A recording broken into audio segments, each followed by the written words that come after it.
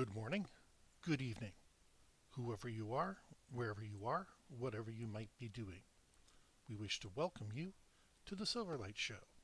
The Silverlight shines to illuminate that which lies hidden in darkness. For those of you tuning in today, we welcome you in. I marvel at I don't know whether to call it arrogance or stupidity in pretending Japan is still somehow a neutral country. Here's the deal. So there's an article released today, and in it, Japan will allow the United States to use their naval bases to repair their warships in the event of China having anything to do in the North China Sea or the South Philippine Sea or anywhere on that side of the Pacific, really. This is kind of laughable because, like a week ago, Japan signed a mutual defense treaty with the Philippines. So it's not like Japan is neutral in any way, shape, or form. Yet they're so afraid to hold on to their constitution and try to say, oh, we have Japan Defense Force, the Japan Naval Defense Force, whatever, the Air Defense Force, and we're not allowed to have carriers. That's funny because you bought F-35Bs, which are the vertical takeoff F-35s, and they can operate from a helicopter carrier. And it's funny you suddenly started building helicopter carriers.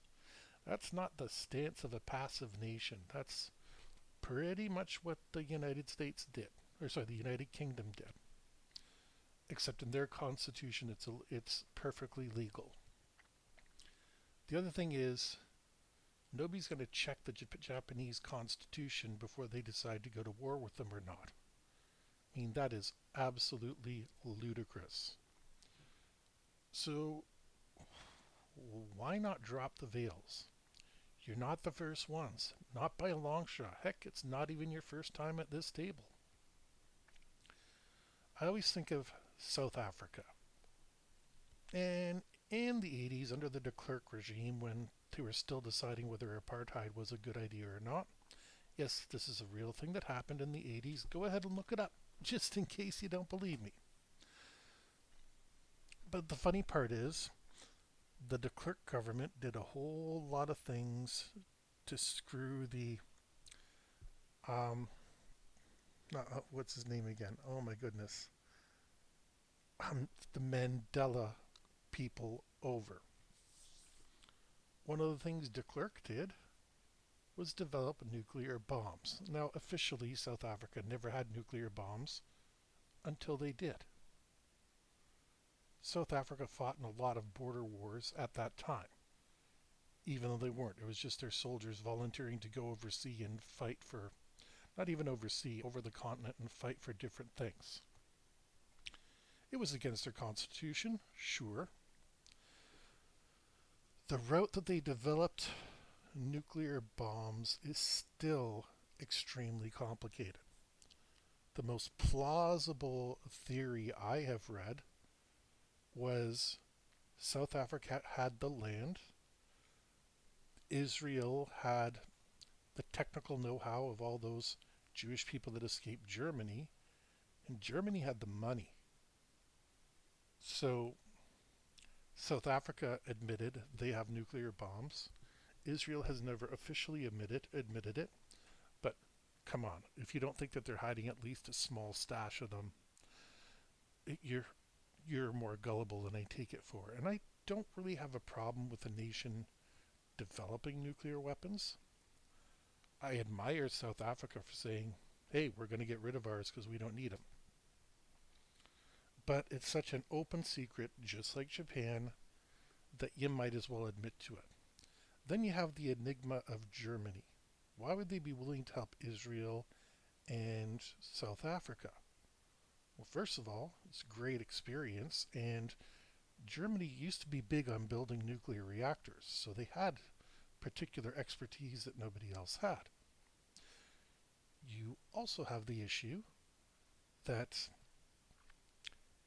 at that time, Germany was divided into East and West Germany. And this being in the 60s and early 70s, from what I understand, um, They knew there was a Russian blitzkrieg coming their way.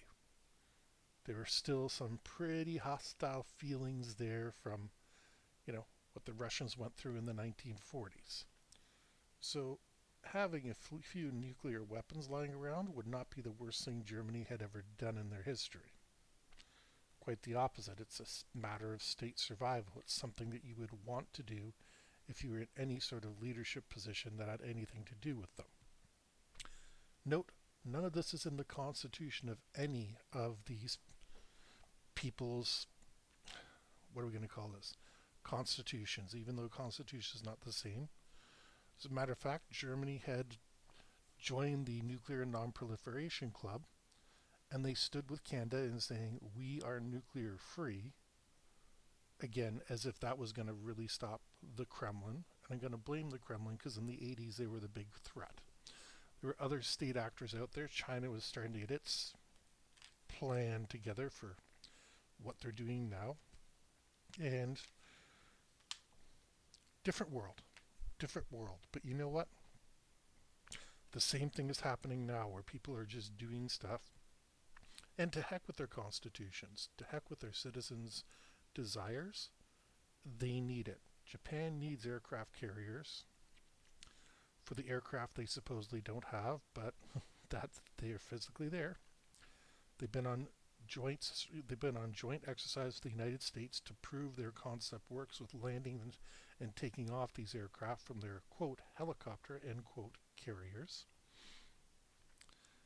And it's a cluster, you know what. The scary part is I don't think we know the half of it. Back in the 1970s, India said we have the capability to develop nuclear weapons. We're not going to. Hey, that's pretty admirable. Have to like that. But then in the 90s or early 2000s, Pakistan next door turned around and said, "Oh, we just developed nuclear weapons too." And India's like, "Oh yeah, we got 100 or so of those. We're perfectly fine." Because India and Pakistan have had a long history of fighting over Kashmir and Pashtun and all these disputed areas. Now we're in an interesting situation with Pakistan and Iran bombing each other. They've accused Iran of having nuclear weapons forever. And Pakistan has had nuclear weapons, official, confirmed. They've signed off on it, said, yep, we got them.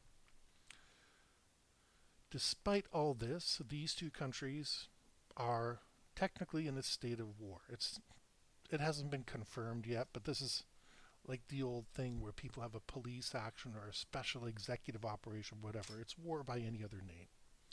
We're going to call it as it is. And if I'm dropping bombs on your territory and you're dropping bombs on mine, it's war. Doesn't make a difference to the people on the ground, I'll tell you that much. But it's a good thing that Iran and Pakistan have kept their fingers off their nuclear buttons.